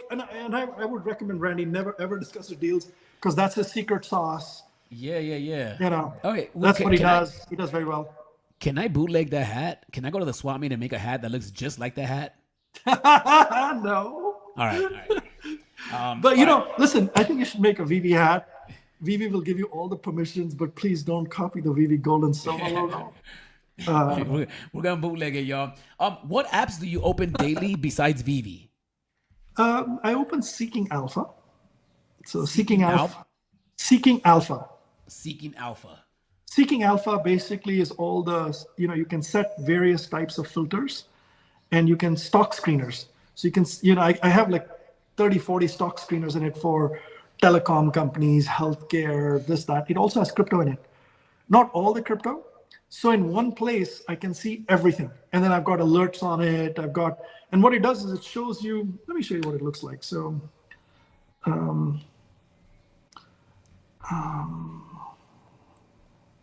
Something that I was just thinking about too, while you were talking about Randy's channel and how much you give back to the community, is like you invested 10K, and 10K to you is like pocket change, right? Because what is that? Yeah, so this is how that Seeking Alpha works, right? So basically, what I would do is I would click on mini portfolio, and then what it has is it has all the stocks here, and it tells you how much has gone up or down. Oh, okay. And then I can also pick crypto, right? So I've got crypto set up here as well. So now it's got MicroStrategy. Well, it's got like all these other ones here, look, Bitcoin and all this other stuff here. Seeking Alpha. What's another one that you open every day? Do you have a few of them? Or? I mean, I open a lot of the news channels. I play Pokemon, the game, right? Oh, how much money have you put into Pokemon? Be honest. $0, man. I'm what? I don't know how to do the battles and stuff. I've done a couple, I lose, but I just collect the cards, man. I love the cards, Okay. It's just more for fun, I do it for maybe 5-10 minutes in a day. I do that, and then typically I'm on the Sling as well. I use Sling. It's for television, right? It's TV channels and stuff. I use weather and stuff like that. So, and then VeVe, obviously, I'm in the VeVe app all the time. So. My next question is, I don't know who this is. Do you go for every drop? No. Okay. I do only some of the drops, but sometimes I'll go and buy in the market, and I might do it a year later. Like if I believe that the price is going to fall or something that's not kind of critical or something, I'll just skip the drop. I'll look at the market. If the price is low, I'll buy it. Otherwise, I'll leave it for a whole month when everybody's forgotten about it. The price is low, I'll go and finish a set, Nice. Yeah. The biggest burn on the app. So I think what they mean is there anything that you bought or you had to put fiat on, like, oh, I have to have this, and it just crashed in price, and then you were like, oh, what was your biggest burn? Oh, my biggest burn is pretty historic, man. So the Killer Croc, Batman Killer Croc. Right? That was in the middle of the boom market, and I wanted the digital and the physical to match. Okay. So I found the physical. Okay. So I found like a physical with 209 or 208 or something. I think it's 209. Anyway, find it. Bought it. 2 days before the drop, I buy it. It's in the mail. Okay. So then the drop happens. The bloody floor price is $2,000. Right? And then then I see mint number 209 listed. And then it's like 4,000 or 3,500, 4,000. I don't even ask me how much it was, right? It's like that's the burn, right? The burn. Yeah. The scar tissue. So I find that mint number and I buy it. I buy it for I think $3.5-4 grand or something like that, man. Might have been more. I think it's more than $4 grand I paid for it. So the beauty of it is I'm the only person in the world that has a matching digital and a physical. The problem is the floor price of the digital is like $20 or $40, and I paid $4,800 or something for it, man. Like whatever, more than $4,000 for it. But that was my biggest burn. But I've sold. But what happened was, when the golden moments happened, right? So there was some glitch. I was in a meeting. There was some glitch. I kept in the market, not in the store. So, the market opened, it's like a big fight on, man. And I kept hitting buy now. And I had loaded a lot of gems, I kept hitting buy now. And it kept giving me an error. And I had this meeting and I was getting more irritated, just kept hitting it. I was in a meeting, I finished the meeting and then I go and look. And it's like I got 6 pizza trucks for a lot of money each. Yo. Fudge. Like this is, I think, $1 grand each or whatever, maybe 800, whatever the floor price was when it came out, right? Yeah. So then what happened was I had to sell those, right? So I listed them for like $2,700 and $2,000 and shit. So I made money on that. So I sold. Nah. So the good news is that I did make a little bit of money, with where I made mistakes, where the app glitched and I had something. Because normally I don't sell much, right? Yeah. But that one I had so much, I just didn't need 6 of the damn pizza trucks. So I got rid of them and I made some money. But yeah, but the biggest That's W. wild. That's wild. The There Critter is no Croc big one. W for me on the app, man. Like, You because I've haven't had not a big sold W anything. on the app? I haven't sold anything. What's a W to you? If the W It's like is to get your- let's say you bought it on the box and then you got a secret rare low mint and it's like, oh shit, I got a good piece. Yeah. Something that could be a W. Yeah, there's a lot of them, man. A lot of them. Oh yeah, you're balling like that. Yeah, I've had like a lot of secret rare comics which I bought for $6 and $6.99, and they're low mints. I got like a first mint of something. I got it's too much less, man. Like even in the Blackpink stuff, right? I've hit I hit all of them, all the diamond ones within very little dollars. I got all 4. Oh, nice. Yeah, and then I've also I'm a big believer in that new comics, the VeVe Comics app. Yeah. So Ultimate Spider-Man 1, I bought all the secret rares in the market, all of them. Oh wow. And the first 10. After that I stopped. I think I might have got a couple more after that, but number 1 through 10, Ultimate Spider-Man number 1, to me, that's like the hallmark of that app. The first year, Ultimate X-Men, Ultimate Spider-Man. There might have been a couple others that were really good. So for those, there's only 40 secret rares each, and I wanted it. So I hunted and I got them for $150, $180. I got some good deals on it. Nice. Okay. Is it my biggest W? I don't know. But I mean, I've had a lot of W's in the app, man. Lots of W's, where I hit something. Yeah. But I've never sold it. It's all lying there. Yeah. Okay. Do you ever feel discouraged, like when you're on the X space and people are fudding or something bad happens? You're like, oh, like, do you ever get those feelings? Yeah, I mean, we're all human, Yeah, I mean, I wouldn't say it's kind of regular. I'm generally more chill about things, but every once in a while, like this Randy thing might have snapped me a little bit, Yeah. But, like, where was the need to do that, man? Like, why would you first of all make fun of me and then call him even more, demeaning? Like sugar daddy to this guy, like what? That's why I did that, man. Like, honestly, I don't want to flash Randy's cash in anybody's face. I don't want to flash my cash in anybody's face. That's not who I am. It's not what I want to do. The topic is finished. Like you gotta flex sometimes. You gotta flex sometimes. The fudders are still, I blocked, like, my socials are typically locked. I don't care about audiences. I don't want like a big following. So to follow me, you have to request, and I have to accept. And if I don't accept, you can't even see my posts, right? A lot of you guys are seeing my posts because I follow you and you follow me, and I've allowed it. So I've locked. So what I do is typically when I do something like that, I open up my socials and I go crazy on these fudders, and then I'll lock it. Yeah. Okay. So those guys are still talking about it, and I don't know anything about what they're talking about. They're upset. Yeah. Like, I don't care. I'm done. This topic of Randy's channel being 250,000 is a closed topic. It's not for sale. Who cares? It is what it is. You may think it's worth 10. You may think it's worth 500. Whatever it is. And you don't. To you, at the end of the day, you're like, hey man, I just want to support the community, and that's what I'm here for. Yeah. Like, it's so just typically fun. Typically those parties, like the San Diego party, was a little expensive. So that cost me, I think, about maybe somewhere between $13,000 and $15,000. My share of it, like what eventually it came down to coming out of my pocket. Wow. New York was a little less. New York parties are more expensive, but typically people buy drinks and stuff, and there's a lot of people. So what I end up paying for the location tends to be not as much. So New York was a little cheaper.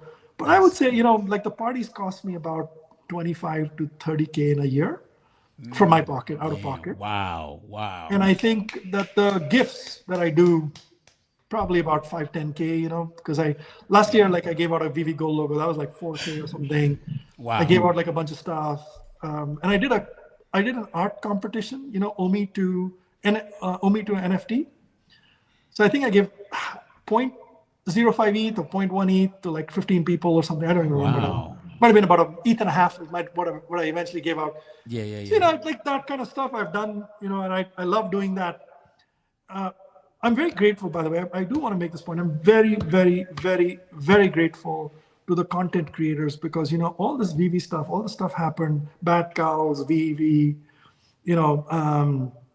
Recur, all of these things happened, when COVID was going on. We were all stuck at home. We all had a lot of time. There were a lot of checks in the mail for people. There was money. There was money. Uncle Sam funded a lot of the NFTs. I'll tell you that. But at that time, I felt like the content creators in VeVe genuinely made a difference to everybody's mental health and well-being. They kept us connected. They created an avenue of happiness. And I'm always very grateful for that, very, very grateful. So even the guys who are the fudders and whatever, I really don't hold much of a grudge against the guys who actually host spaces for content, and I have a lot of love for all of these guys and even the guys who left VeVe and they're doing other stuff, whatever. I love them all, man. I love them all. Nice. There's very few people I dislike. There's a few people that I think get under my skin, and I won't take their names now. It's not appropriate. But there's a few guys just kind of just very dirty, mudslingy, like personal kind of shit. I don't like that stuff, and I block them out, so I don't worry about them. But there's very few of that left anyway now. I think they're all kind of gone, right? Yeah, for the most part. Oh, I'm still around. People think I'm a fudder, so I'm still around, but I'll be fuddy for a long time. No, man, you're a cool guy, man. You're doing cool stuff. I got a few more questions that we're gonna get through right here. Okay, let's do it. People want to know, man. Mitch left. How does that make you feel? What do you think about that? Do you know anything? Yes, I do. Little bit, right? Ooh, drop the alpha. So, number one, I'm sad Mitch left because I love Mitch a lot. I think he's a very capable guy, very bright, very smart, very sharp guy. So that said, when Mitch joined VeVe, at that time, VeVe needed a lot of new things to be built, right?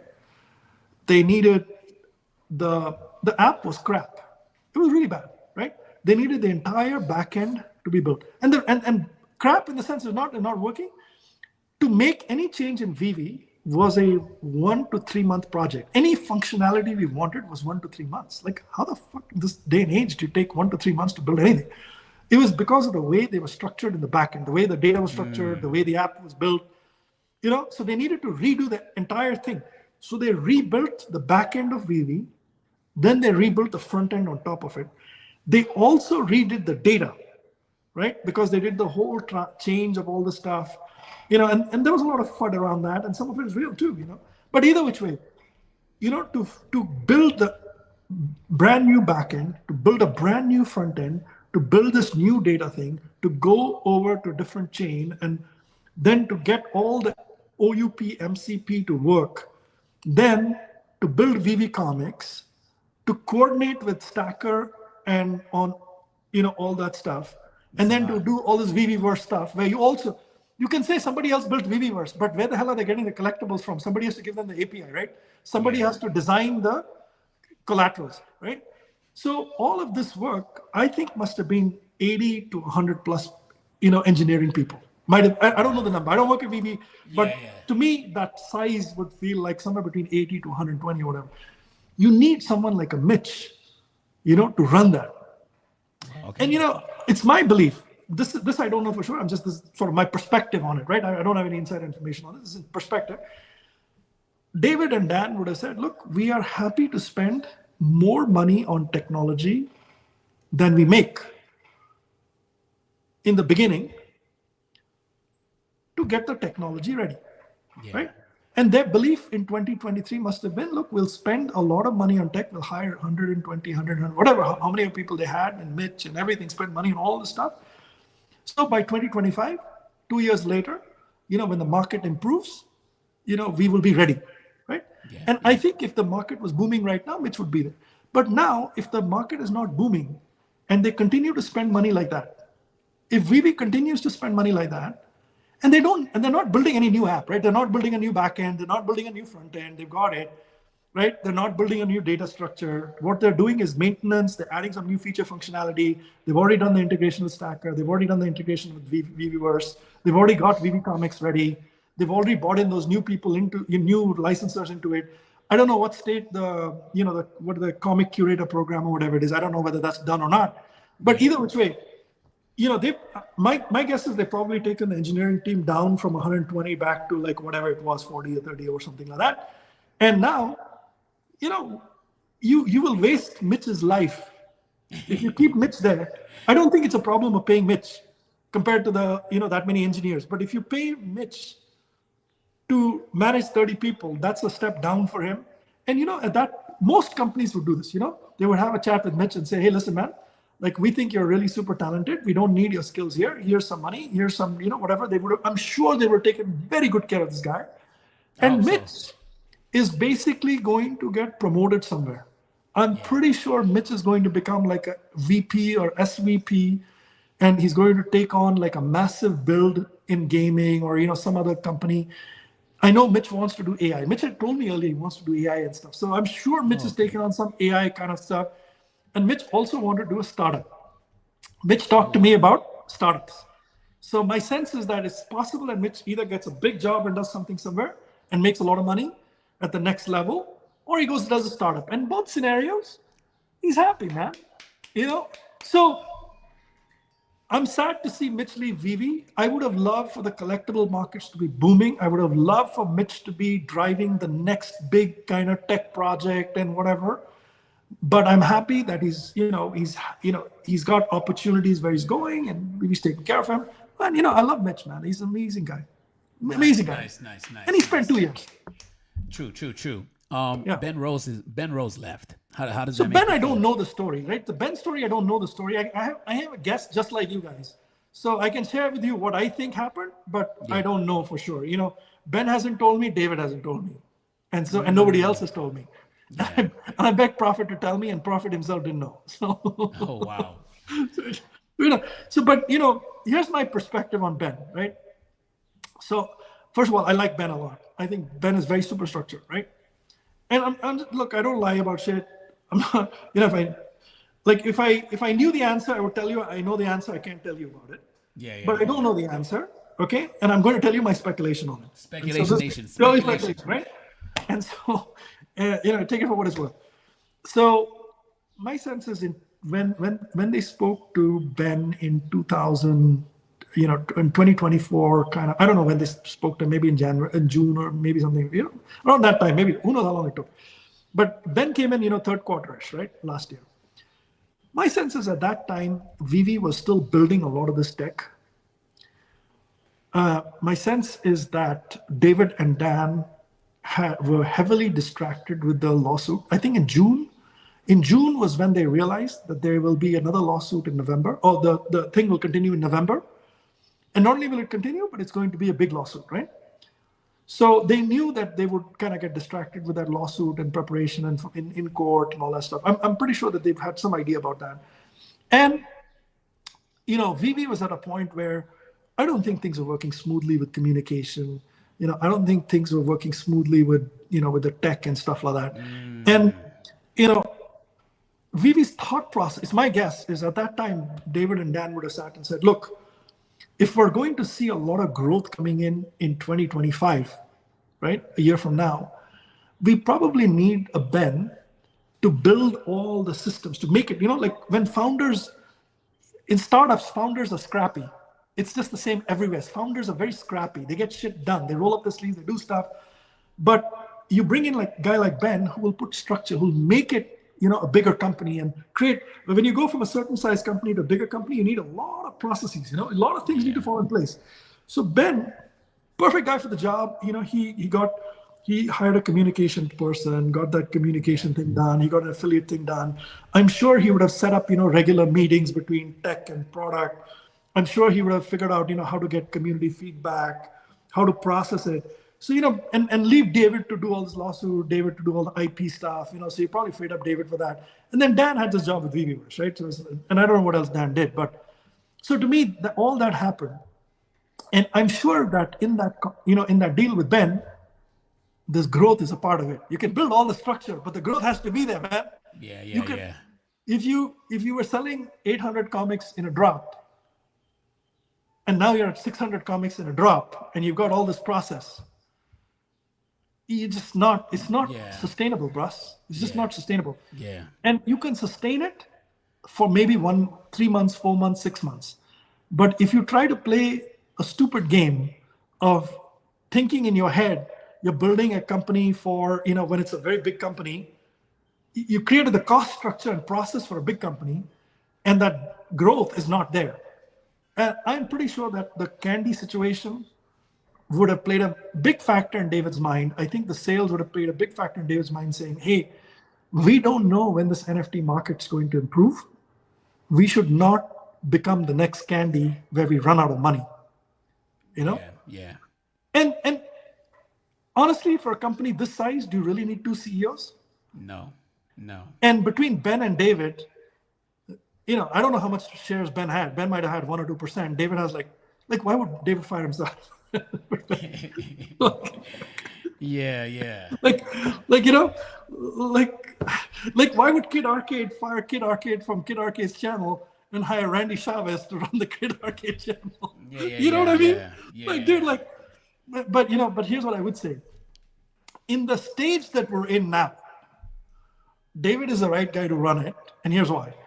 Because there is not one guy, I believe, that understands comics as well as David.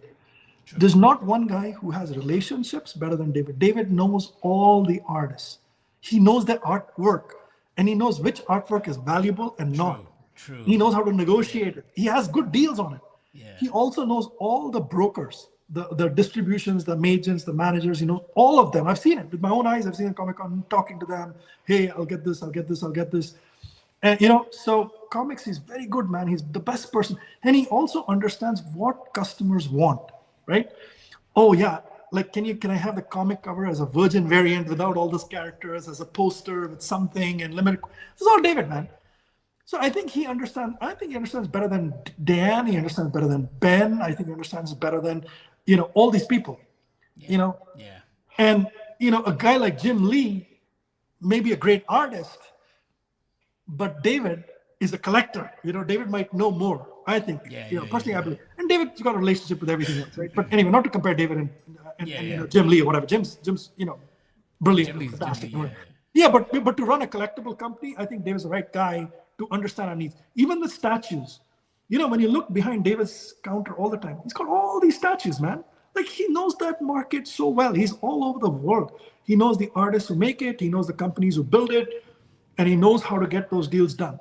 So that, and I believe that if we're not building, all this, we're not getting all this new stuff, right? As customers, if we're not getting all this new stuff, why would we need him to kind of, I think there's less complexity in the business with less new stuff getting built from scratch, which leads to more time and effort to understand customers, and that's what founder-led means, right? Founder-led means you're closer to the customer, you understand them, you're able to get all the deals.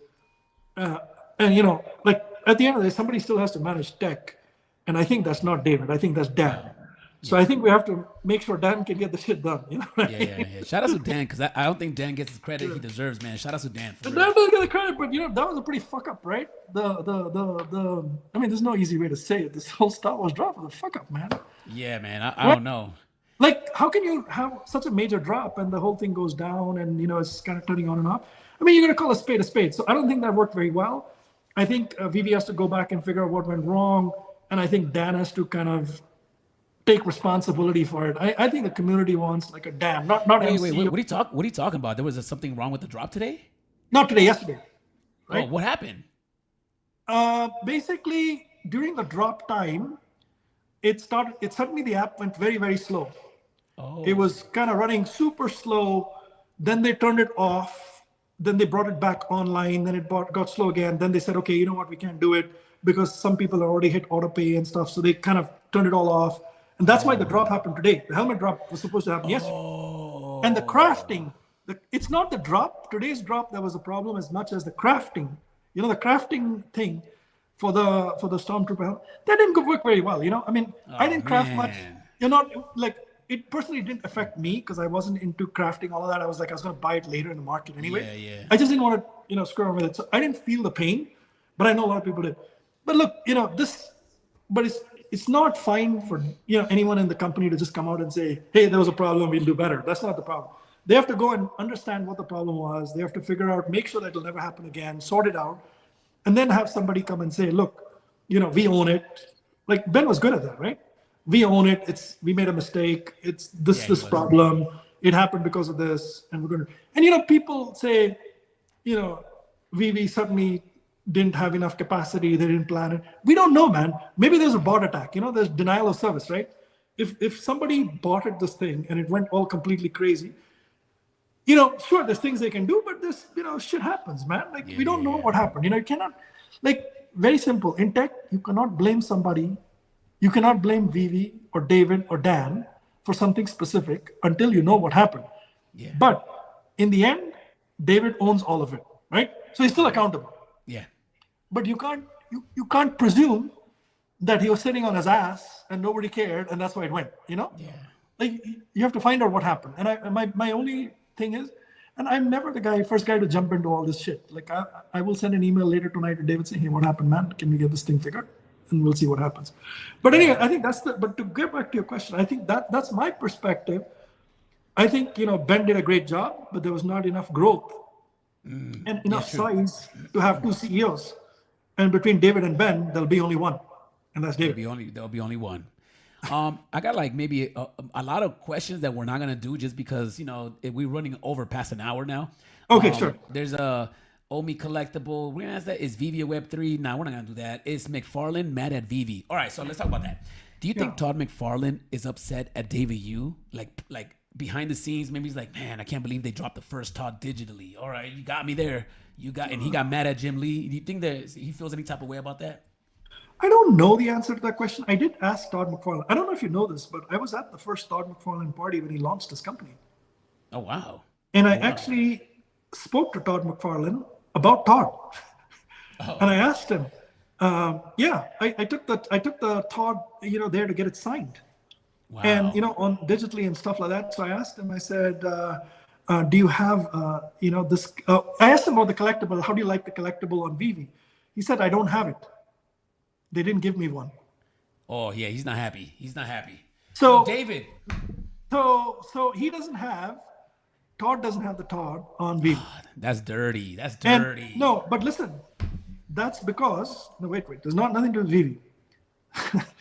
DC did a deal with VeVe, and usually when an artist does work for them, they don't have the rights to that work anymore. True. Like even when the comics drop on VeVe, right? When the comics drop on VeVe, the artists don't get anything. True. No, Marvel gets all the money.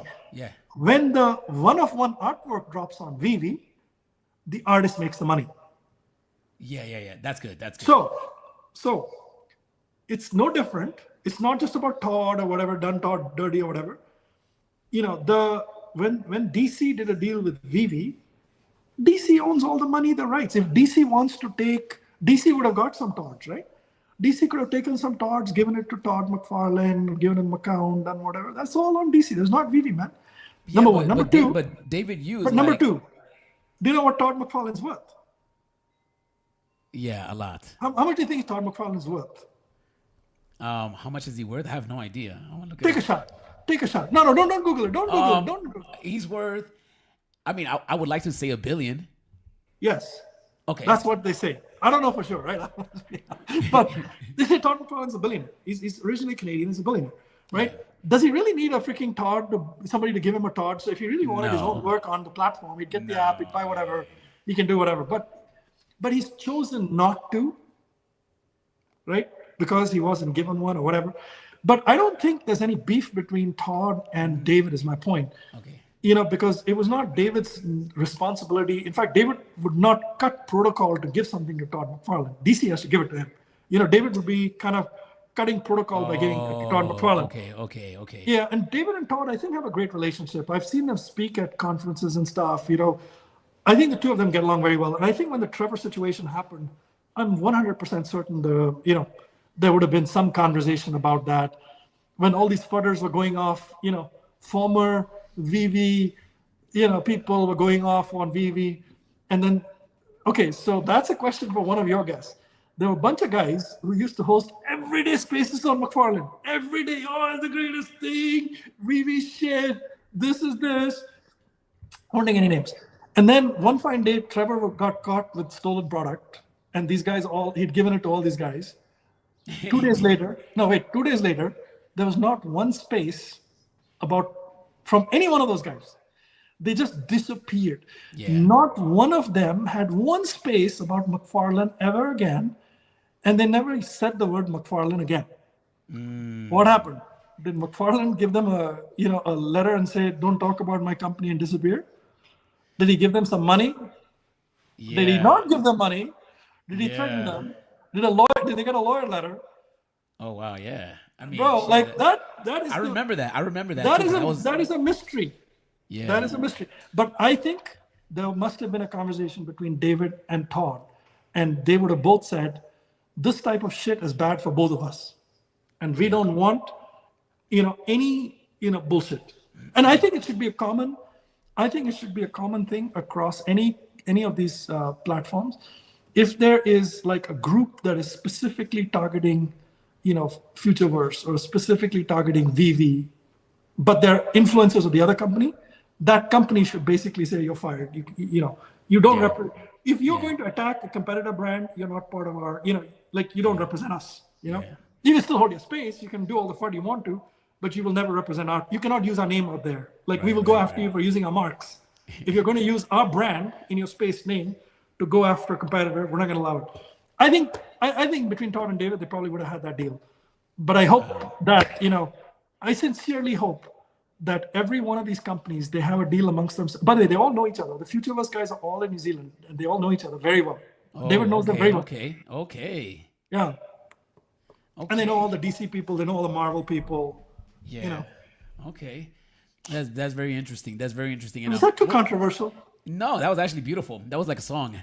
Well, let's get controversial. Omi collectibles. Yo, what does that mean? I don't even know what it means.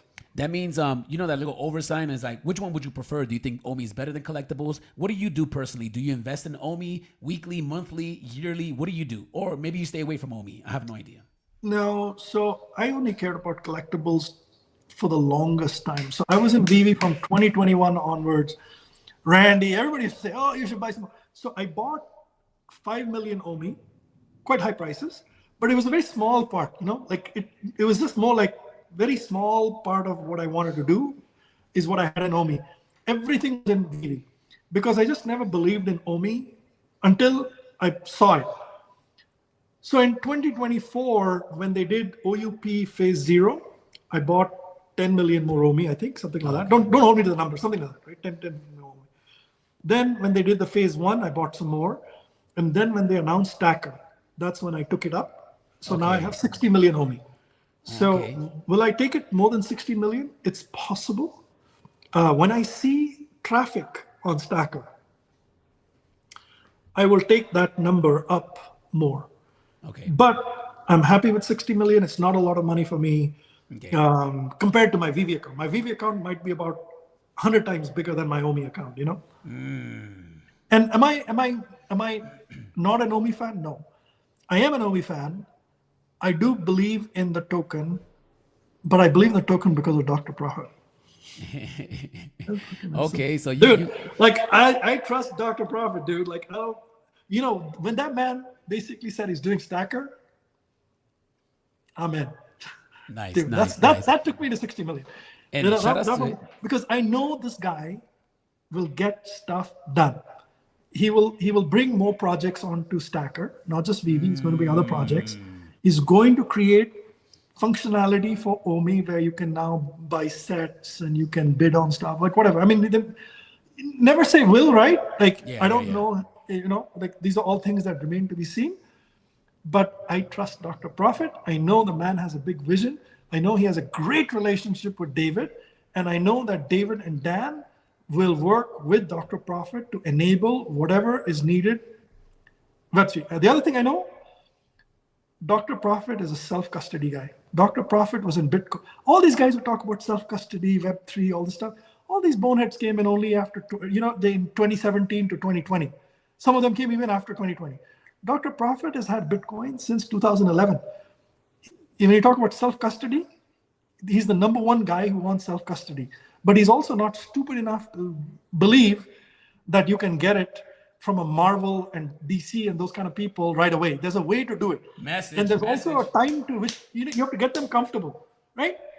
Branded IP is very different from a Bored Ape and shit, man. Like Bored Ape, they don't care. You take your Bored Ape, you can make coffee and mugs out of it. You can put your thing on a Bored Ape and you can sell it and do whatever. You cannot do that with, with Disney IP and stuff. And even if you do, they want control. Yeah. And they don't want to. So are you okay? Are you okay? Yeah. Because personally, I am. I don't care if VeVe things come out, and that's an unpopular opinion, guys. I'm Yeah. sorry. No, I don't care. But how do you feel? Do you care that there's no? No, I mean, I'm quite okay with my branded IP staying in a centralized wall garden for a while. Okay, I don't have an issue with that. But I think that the independent artists on VeVe, like Ron English and Jermaine Rogers and all that stuff, that part should be opened up. I think VeVe should do drops that are just completely self-custody. Wow, okay. Like if Ron English doesn't have a problem, like Ron does NFTs on OpenSea, so he doesn't have a problem with self-custody. So if Ron doesn't have a problem with self-custody, why don't we do self-custody for all Ron stuff? Why don't we do it for Jermaine stuff? Why don't we do it for Tara McPherson and stuff? So I think now maybe there's a technical reason why they can't have two different, a self-custody part and a non-self-custody part.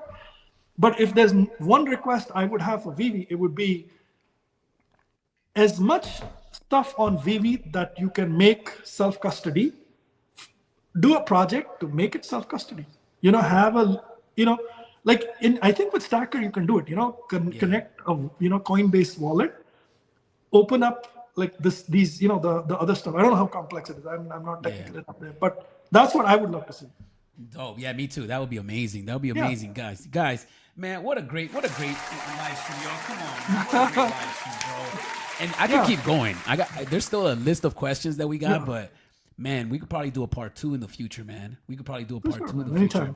How do you feel, man? Let me ask you one last question. Sure. Are you happy?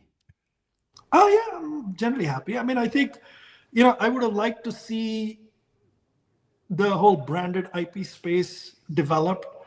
Like I would have liked to see HRO successful. I would have liked to see Candy successful. I would have liked to see Recur and all these guys successful. I would have loved to see VeVe, more successful than they are today.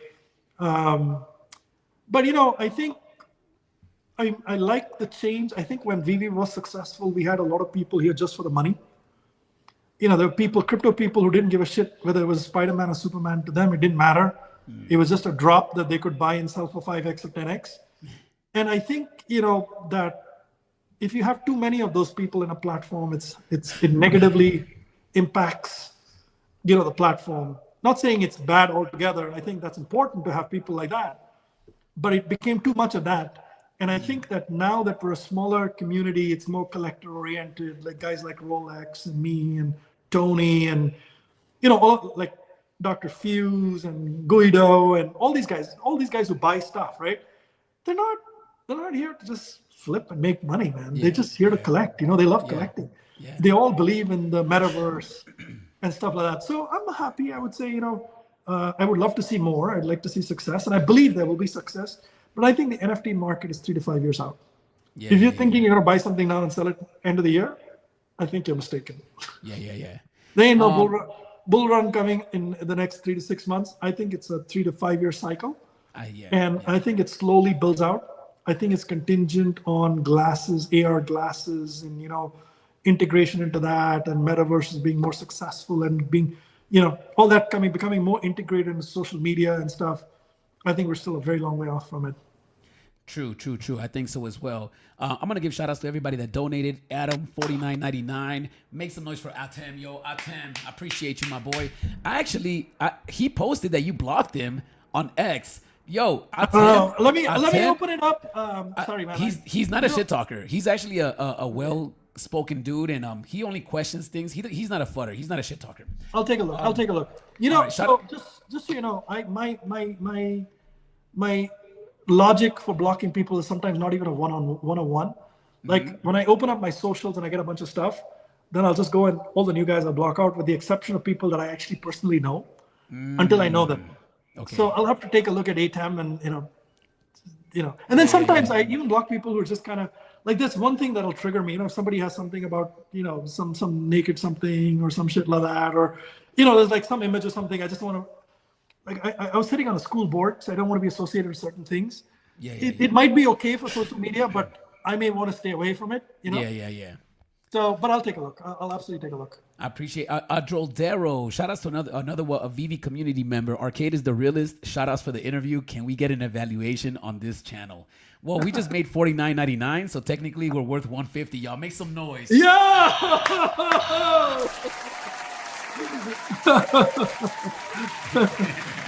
I did offer one other content creator 10,000 at 100,000 valuation last year. But they said the channel was worth more. They appreciate it, and they'll come back to me. Wow! Shout outs to them, yo. Was it Vault? Or maybe not. I won't disclose who it is. Make some noise. Immutable Nodes. I appreciate the $4.99, bro. I really appreciate you guys donating. You guys don't have to give your hard-earned money to us, but I really do appreciate it. There's a lot of expenses, so really thank you guys. I really, from the bottom of my heart, man. Mr. MC1, man. Before we leave, man. Thank you for everything you do. Oh, thank you. Thank you for having me on the channel. Look, I'm a huge fan of yours. I've always wanted to be on your channel. Let me give you the flowers, man. You're an amazing guy. From the first party, and I've already said this is the first time I met you at the party, and you were like a absolutely electric and magnetic personality with an insane string of craziness associated with all of it too. You're an amazing guy, and to me, you're someone that I really admire for your art. Both the tattoo and the other stuff you do. I love how much love you have for the community. And I also love that, you kind of go off on some things and you and I can be on the opposite side of things and actually have a really animated discussion. I want you to know, if I ever get angry at you and I say shit to you, I respect you, my friend. It's all good. Just don't block me. Don't block me. I would never block you. Bro. Okay. We're good. Because I'll make a burner account and I'll hit you up. Like, man, why'd you block me? Like, please unblock me now. No. But yeah, man, I really appreciate it for everything that you do. You give a lot. You really do give a lot, and you spend a lot of your personal finances into the community. You spend a lot of time. So we just want to recognize you for that, man, and thank you for everything that you do, man. Can we get a round of applause for my boy over here, man? Thank you. Is there anything that you want to leave us off with? Is there anything you want to let the world know? Is there anything else before we log off? Well, I love all the content creators. On June 21st, I'm going to host a stream on the Randy channel. I will be opening up my personal collection. There's some physical stuff, some digital stuff that I want to give away. And I will, so the way the format will be, I'll take a name, I'll say some beautiful words about what I think about them. And, the gift is a small gift, but it'll come. But I'm going to ask VeVe to help me with that. I've asked some of the whales to reach in as well. And I just, I want to put all the differences aside, the pettiness aside. He likes this one, he likes that one. I don't give a shit. I literally, I want to, appreciate a lot of the content creators. And there may be some that I don't, like you cannot follow 45 channels and I may not be on your channel all the time or watching all the time. But some whale or somebody on VeVe would, in my ecosystem would want to acknowledge you. And I would love for you to be on the channel, like just show up in the space and receive the flowers. And, if we miss somebody, we miss somebody, but there may be a couple of super controversial ones where there's just lawsuits and shit going on and it's just too toxic. One or two, man. But by and large, I just want to open up, that space, that Dave, to recognize a lot of content creators and show a lot of love with my friends. Please, 21st June, I'll get back on the dates. I'm still working through all the stuff and the format and stuff. May get delayed 1 or 2 days or whatever too, depending on what's going on. But yeah, I want to leave you guys with that. I love you guys if you're content creators. Please don't take any offense to something that I may have said. I'm also very, easily inflammable sometimes. So. Yeah, and we love the energy, man. Please don't go anywhere. Don't go anywhere just yet. I'm gonna play the outro. You guys, if you guys are watching this right now, please like the video, subscribe to the channel, go to Drip House. We've been dropping some fire over there, and we're gonna get out of here, man. Peace, love, unity, and much respect to everybody, man. Peace. Are you a collector? Yeah. Are you into cool art? Yes. Digital? Yeah. Then visit Drip House right now and collect limited edition art, music, videos, comics, games, and much more. And check out my page at Kid Arcade in the search bar to see what I've been cooking. This right here is my Velvet Neon collection. All original, all hands, no AI. Dropping consistently